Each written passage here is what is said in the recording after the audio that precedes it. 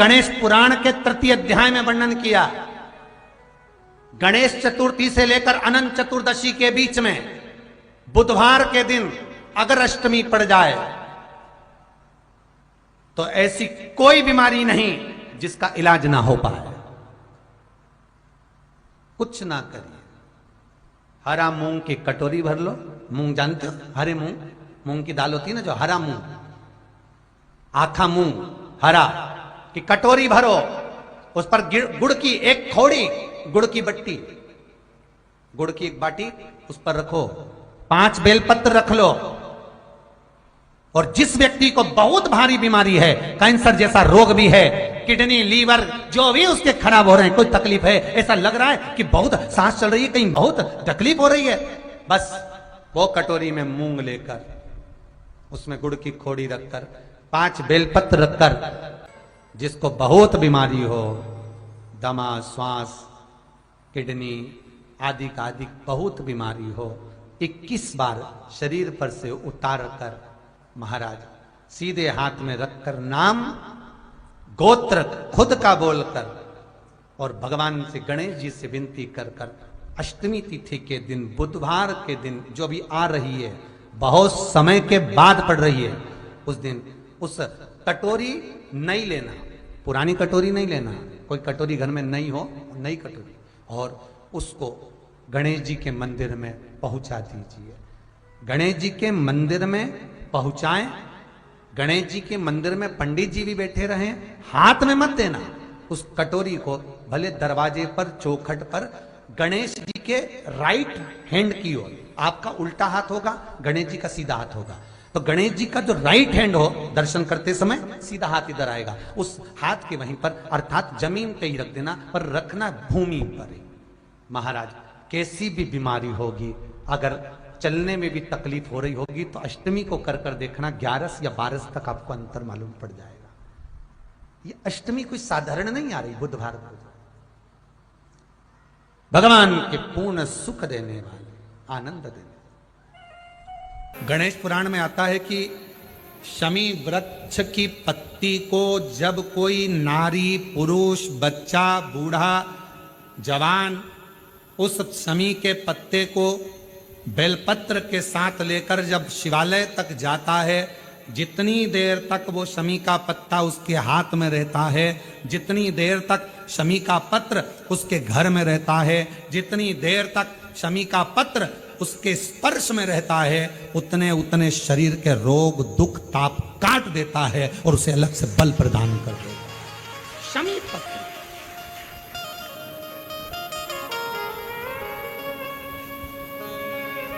जब व्यक्ति का विल पावर डाउन होता है ना, उसको लगता है ये होगा कि नहीं होगा, होगा कि नहीं होगा, उसको 5 मिनट शमी वृक्ष के नीचे चले जाना चाहिए, 5 मिनट, इससे ज्यादा नहीं, या शमी की पत्ती को रख लेना चाहिए।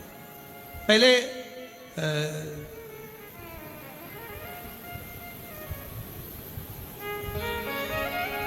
कोई स्थान का ध्यान नहीं आ रहा है स्मरण में, पहले एक नियम चलता था, आप लोगों के जिंदगी में भी, आपका भी बुढ़ापा आया होगा, आप भी युवान अवस्था में आए होंगे, कभी तो स्कूल गए होंगे, कभी तो पढ़ने गए होंगे।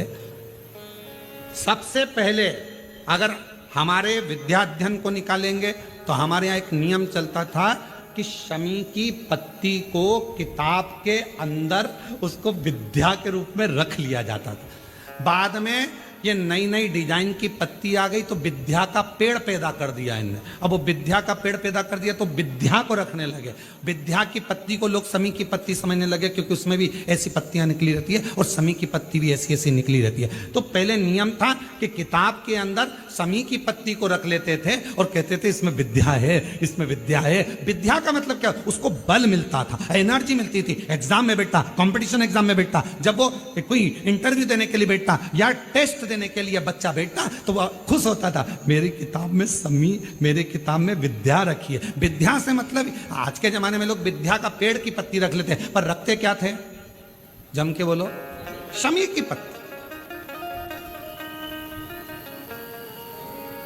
रखी क्या जाती थी, शमी की पत्ती। और वो शमी की पत्ती क्या देती थी? उस बच्चे को बल देती थी, एनर्जी देती थी। डामाडोल नहीं होगा, टेंशन मत लेना, विल पावर कमजोर नहीं होगा। पत्ती रखी है शमी की, उसके नजदीक में शमी बल देती है।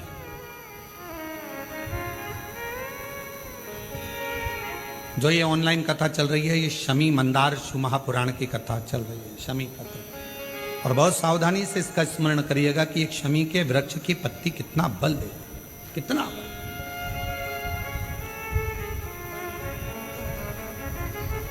शायद आप लोगों में भी कोई ना कोई तो ऐसा होगा जिसने बचपन में विद्या की पत्ती रखी होगी। वो विद्या की पत्ती बाद में आई होगी, पहले थी वो शमी की पत्ती। कौन कौन ने रखी? जरा हमने तो रखी, हमने भी रखी। वो पत्ती तोड़ कर रख लेते थे, उसमें विद्या बढ़ेगी, विद्या बढ़ेगी। विद्या बढ़े मतलब बल बढ़ेगा, अपने अंदर एनर्जी आ, बल।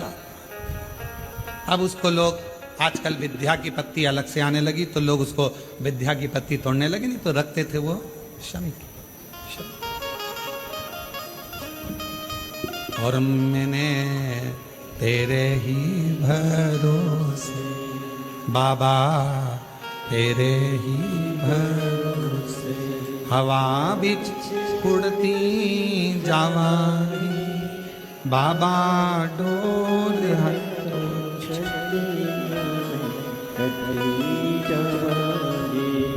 भोले मैं तेरी शंभो मैं तेरी हवा बिच उड़ती जावांगी बाबा, डोर हटो छड़ी नामे कटरी जावांगी। जैसे शिव का द्वार बेलपत्र, यहाँ शास्त्र कहता है आंवले का वृक्ष, शमी का वृक्ष, पीपल का वृक्ष, बट वृक्ष, ये हमको बल देते हैं, बल। एक शमी का पुष्प और एक जल में मिला हुआ दूध, जल में मिला हुआ दूध और एक शमी का पुष्प। थोड़ा ध्यान देना कथा की ओर, बहुत भाव से श्रवण करिएगा। एक जल में मिला हुआ दूध और एक शमी का पुष्प, ये दोनों महामृत्युंजय के जप के लिए, महामृत्युंजय अनुष्ठान के लिए, महामृत्युंजय मंत्र के लिए बड़े प्रबलता का कार्य करते, बड़े प्रबल। ध्यान दीजिएगा, जब आपको लगे कि आपके परिवार में अगर कोई दुखी है, किसी को बहुत कष्ट आ गया, कोई बहुत ज्यादा कर्जे में लदालुम हो गया और उसने विचार करा कि मैं तो मर जाऊं तो अच्छा है, या मैं सुसाइड कर लूं तो अच्छा है, अब उनसे निवेदन रहेगा कि मरना मना नहीं, पर थोड़ा प्लान लेट बनाओ मरने का। हम ये नहीं कर रहे कि तुम मत मरो, पर थोड़ा प्लान लेट करो। आज मरने का विचार करा है तो थोड़ा सा 15 दिन रुक जाओ, फिर विचार करना 15 दिन बाद, 20 दिन बाद कि मरूं कि नहीं मरूं। पर एक कार्य जरूर कर कर देखना, रुद्राक्ष की माला से महामृत्युंजय मंत्र का जाप शंकर जी के मंदिर के सम्मुख में नंदीश्वर के पास में बैठकर शिव के सम्मुख को देखते हुए, शंकर के शिवलिंग को देखते हुए, शमी के पुष्प को अपने सामने रखकर एक बार महामृत्युंजय मंत्र का 108 बार जाप कर कर शमी का पुष्प उस पात्र में से, कटोरी में से उठाकर जाप पूरा होने के बाद शंकर को समर्पित करो। और शंकर को समर्पित कर कर फिर विचार करना, 15 दिन, 20 दिन, 1 महीना रुकना कि तुम्हें बाबा ने जो तुमने मांगा वो तुम्हें दिया कि नहीं दिया। उसके बाद विचार करना कि जाऊं कि ना।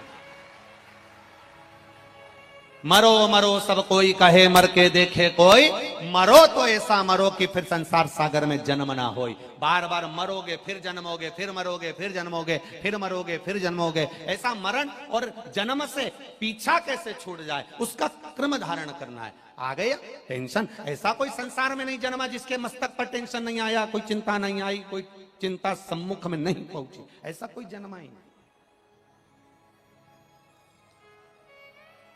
आ गया थोड़ी परेशानी, आ गया थोड़ा कष्ट, एक शमी का पुष्प सम्मुख रखकर महामृत्युंजय मंत्र का अनुष्ठान कर कर, और यदि आप नहीं कर सकते हो आपको लग रहा है कि मेरे दुख की घड़ी चल रही है, समस्या की घड़ी चल रही है, बहुत रोग चल रहा है, बहुत बीमारी चल रही है, बहुत कष्ट चल रहा है, उस समय पर आप अगर नहीं कर सकते हो तो जो आपके प्रिय, आपके स्नेही, आपसे मिलने वाले जो ब्राह्मण देवता, जो भू देवता हो, उनके चरणों में जाकर नमन कर कर, प्रार्थना कर कर, उनसे विनय कर कर कह सकते हो, महाराज जी बहुत टेंशन का जीवन चल रहा है, बहुत कष्टमय जिंदगी चल रही है, आप कृपा करो मेरे लिए एक बार महामृत्युंजय का अनुष्ठान शमी का पुष्प रखकर कर दीजिए। बाबा ब्राह्मण देवता, मुझे विश्वास है कि मेरा भोलेनाथ मेरा हाथ पकड़ लेगा और मुझे इस भवसागर से पार उतार देगा। एक शमी के पुष्प में वो बल होता है, एक शमी के पुष्प में वो भाव होता है,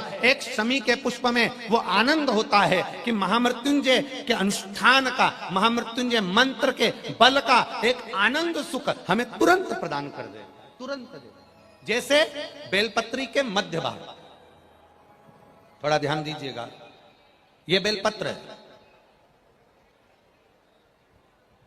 और इस बेलपत्र के 2 पत्ती और ये 3 पत्ती का जहां पर मिलन हुआ है, फिर अच्छे से देख लीजिए, बेलपत्र की 2 पत्तियां, ये 3 पत्तियों का जहां बीच में मिलन हुआ है, उस 3 पत्ती के मिलन की जगह पर केवल मिलन वाले स्थान पर चंदन लगाकर अगर हम 108 बार महामृत्युंजय मंत्र का स्मरण कर कर देवाधिदेव महादेव को समर्पित करते हैं तो मनवांछित फल की कामना हमारी तुरंत पूर्ण हो जाती है। वो महामृत्युंजय मंत्र कभी प्रयास करना,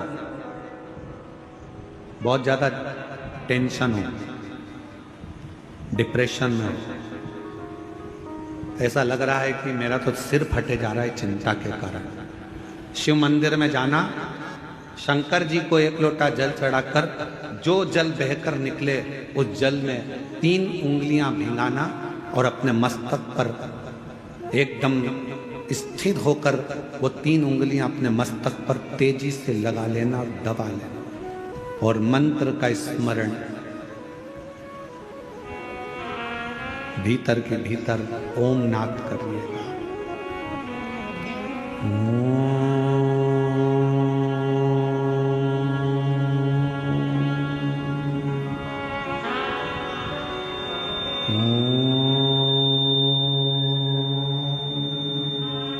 भीतर नाद।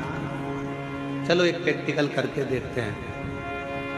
अपना सीधा हाथ लो,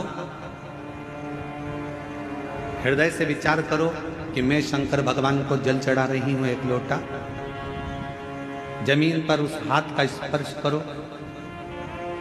अभी की अभी देखो, जितने बैठे हो सब, और बिल्कुल स्थिर रहकर जमीन का स्पर्श कर कर 3 उंगलियां लीजिए हाथ में और अपने मस्तक पर बिल्कुल दबाकर नेत्र बंद करिए, एकदम सटीक बैठिए स्तुप, और सबको बोलना है 3 बार ओम का नाद अच्छी तेजी में, अंदर से बोलना है, बाहर से नहीं, चिल्लाना नहीं है, नाद करिए। सिर में दबाओ 3 उंगली को और बोलना प्रारंभ करो।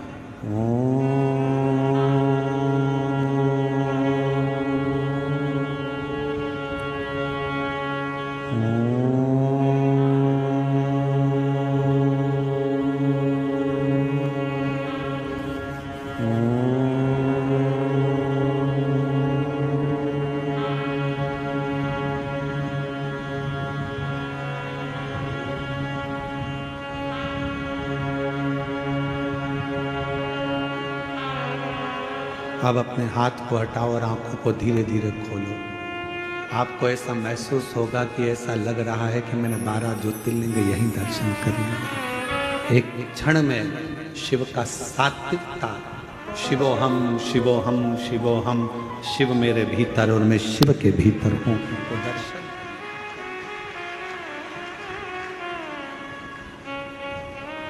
भीतर शिव है, बाहर शिव है। सृष्टि में हर जहां डिप्रेशन आए, शिव को 1 लोटा जल चढ़ाया, जल लिया और लगा लिया अपने सिर पर, 3 उंगलियां लगाकर बैठ गए। 2 क्षण के लिए 3 बार ओम का नाद करा, लंबे स्वर में, आंख नहीं खोलना, धीरे से जब उंगलियां पूरी हट जाए तब धीरे धीरे आंखों को खोलो। आपको ऐसा महसूस होगा शिवोहम शिवोहम शिवोहम शिवोहम, शंकर मेरे भीतर है, मैं शिव के भीतर हूँ, संसार में शिव, शिव में संसार है, और मेरे सारे तकलीफ, सारा दुख, सारा कष्ट मेरे शंकर का है। अब मैं जानती हूँ कि मेरा कष्ट शिव मिटा, शिव मिटा। शिव कथा कह रही है हमने अभी तक क्या देखा, उसने हमारा बुरा कर दिया, किसी ने हमारे दरवाजे पर नींबू पटक दिया, किसी ने हमारे दरवाजे पर मिर्ची पटक दी। कहाँ हम पड़े हैं? इतने चतुर होने के बाद, इतने विद्वान होने के बाद भी आज भी हम उस भ्रम में पड़े हैं कि किसी ने नींबू काट के पटक दिया, किसी ने मिर्ची काट के पटक दी। अरे तुम्हें दरवाजे पर लिख देना चाहिए, एक नींबू से काम नहीं चलेगा, 12 नींबू एक साथ पटको तो अचार डाल के खा जाऊंगी। किस भ्रम में जी रहे हैं हम? ढोंग और प्रपंच की जिंदगी से बाहर निकलो, भ्रम की जिंदगी से बाहर निकलो। किसी ने नींबू पटक दिया तो दुख हो रहा है, किसी ने मिर्ची पटक दी तो दुख हो रहा है, किसी ने कुछ कह दिया तो दुख हो रहा है, दरवाजे पर कोई सिंदूर पटक गया तो सोचने में आ गया कहां जाऊं, किससे कहूं, दुख हो रहा है। शिव महापुराण की कथा कहती है मेरा देव अधिदेव महादेव शिवालय में रहता है। शंकर का जो मंदिर होता है उसको मंदिर नहीं कहते, उसको शिवालय कहते हैं। शिवालय मतलब जहां मेरा शंकर रहता है वो शिवालय कहलाता है। शिवालय का मतलब होता है उसमें भूत प्रेत डाकनी पिशाचनी देवता देवी देव सब कोई, पितृ आदि कादिक जितने देव हैं, संसार के 33 कोटि देवी देवता जितने भी हैं, सब देवादिदेव महादेव के पास आते हैं, सब भगवान शंकर के पास आते हैं, सब भगवान शिव के पास आते हैं, सब भगवान की शरणागति में आते हैं। जितने भी देव हैं, जितने देवता, चाहे वो असुर भी हैं, राक्षस भी हैं, कोई भी है, वो शंकर की शरणागति में आ रहा है। तो शिव में निवास कर रहे हैं, शंकर भगवान शिवालय में रह रहे हैं, सब कुछ है वहां, सब विराजमान है वहां पर, कोई खाली, सब बैठे। अब तुम रोज एक लोटा जल चढ़ाने के लिए शंकर जी के मंदिर जा रहे हो, तुम रोज एक लोटा जल चढ़ाने के लिए देवादिदेव महादेव के द्वार पर जा रहे हो, तुम रोज एक लोटा जल चढ़ाने के लिए शंकर के दरवाजे पर जा रहे हो। शिव जी का चढ़ा हुआ जल तुम थोड़ा सा झेल कर घर ला रहे हो, लाते हो कि नहीं लाते? अरे बोलो तो जम के, लाते हो ना? थोड़ा सा जल झेल कर अपने घर लेकर आते हो, उस जल को अपने घर पर छींट देते हो, लोगों को आचमन करने के लिए, पीने के लिए दे देते हो। ईमानदारी से बोलना, सारे भूत, सारे प्रेत, सारी डाकनी, सारे पिशाच, सारे देवता, सारे असुर, सारे ग्रह, सारे नक्षत्र जब शंकर जी के पास हैं और तुमने उसको जल चढ़ाकर अगर लेकर आ गए, फिर दुनिया में किसकी सामर्थ्यता है जो तुम्हारा बुरा कर दे अगर काल अधिपति तुम्हारे साथ नहीं? अकाल मृत्यु वो मरे जो काम करे चंडाल का, काल उसका क्या बिगाड़े जो भक्त हो महा काल का। जो शिव की आराधना करता है, शंकर की उपासना करता है, शिव तत्व को जो जानता है, शंकर के मंदिर जाना जिसने चालू कर दिया, शिव की आराधना करना जिसने चालू कर दिया, शंकर का गुणगान करना जिसने चालू कर दिया, फिर ये ना सोचना कि किसी ने नींबू पटक दिया, किसी ने मिर्ची पटक दी, कहीं उसको भूत आ गए तो कहीं उसको प्रेत आ गए। ये सब ढोंग और प्रपंच और छल से दूर हो जाओ। जो शंकर का है वो जानता है कि शिव शमशान में निवास करते हैं और वो शमशान कोई साधारण सी जगह नहीं, वहाँ सब मेरे बाबा का दिया हुआ, उसकी दृष्टि में सब सम है, इसलिए उसका नाम शमशान है। वहाँ कोई बड़ा नहीं, कोई छोटा नहीं। मैनपुरी में अगर बहुत करोड़पति व्यक्ति मरता है तो उसको क्या डनलप के गद्दे पे ले जाते हैं? अरे बोलो तो, क्योंकि हमारे सीओर में तो ऐसा नहीं होता।